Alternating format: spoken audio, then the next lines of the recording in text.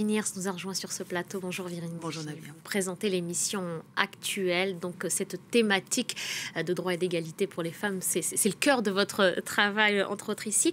Virginie, Emmanuel Macron avait fait de l'égalité entre hommes et femmes la grande priorité de son quinquennat. Alors aujourd'hui, justement, en cette journée symbolique, une députée dépose justement une proposition de loi pour accélérer l'égalité professionnelle et économique. Vous allez nous détailler un petit peu ce projet. Oui, absolument. C'est Marie-Pierre Rixain qui estime qu'il faut qu'on cesse de considérer l'argent des femmes comme de l'argent de poche ou comme un appoint secondaire, ce qui est encore le cas. Il faut rappeler quand même que c'est seulement depuis 1965 que les femmes ont le droit d'avoir leur propre compte en banque. Avant, il était associé soit au père de famille ou soit à leur conjoint. En tout cas, on dit souvent l'argent c'est le nerf de la guerre. C'est clairement en tout cas le nerf, c'est en tout cas clairement la clé de l'autonomie et de l'égalité. Alors voilà, en quoi consiste cette loi? Première chose, briser le plafond de verre. Le plafond de verre, vous savez, c'est cette notion qui est de dire il y a une sorte de plafond invisible qui fait que les femmes ne peuvent pas accéder pleinement au plus haut poste de responsabilité.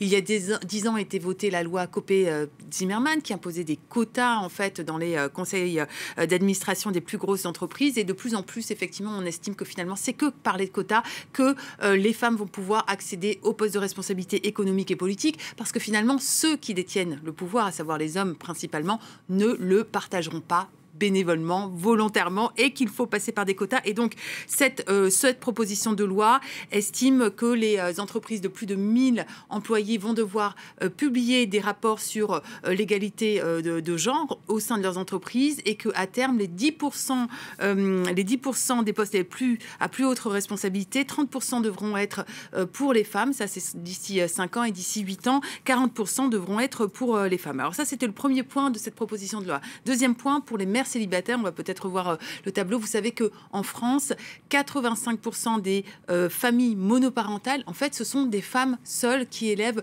leurs enfants et qui sont les plus précaires finalement.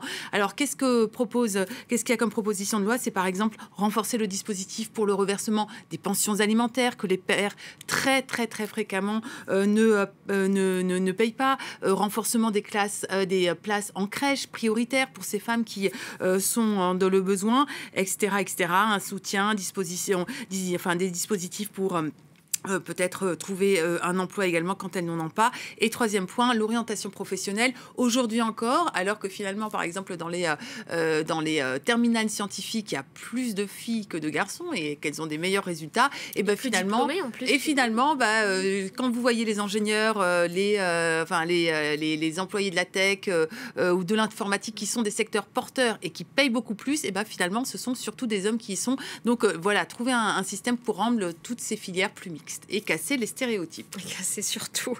Cette proposition de loi, cette loi en question, donc, doit être débattue en mai prochain. Malgré tout, en matière d'égalité salariale, on est encore très loin, Virginie. Oui, et pourtant, on est en 2021. Alors, d'après l'Observatoire des inégalités, au niveau global, en fait, entre les femmes et les hommes, il y a 28%, donc quasiment 30% de différence en France. Alors, comment expliquer ça? C'est tout simplement les femmes s'orientent vers des carrières moins rémunératrices, elles s'arrêtent plus souvent de travailler, elles ont des interruptions de carrière par exemple aussi quand elles ont des enfants. Donc voilà, tout ça expliquerait qu'il y a quand même 28% en moyenne, et en général les hommes gagnent 28% de plus que les femmes. Si maintenant on enlève tout ce qui est interruption de carrière, finalement à temps égal, les hommes gagnent encore quand même 16,8% de plus que les femmes. Alors, comment expliquer ça? Le temps partiel. Il y a beaucoup plus, un tiers des femmes travaillent à temps partiel et les hommes font souvent plus d'heures supplémentaires. Alors, d'accord, ok. Maintenant, à travail égal, à compétences égales, etc., normalement, il ne devrait pas y avoir de différence. Et on est quand même à plus de 5%. 5,3%, c'est-à-dire que oui, en moyenne, il existe encore des discriminations salariales, et pourtant, nous sommes en 2021.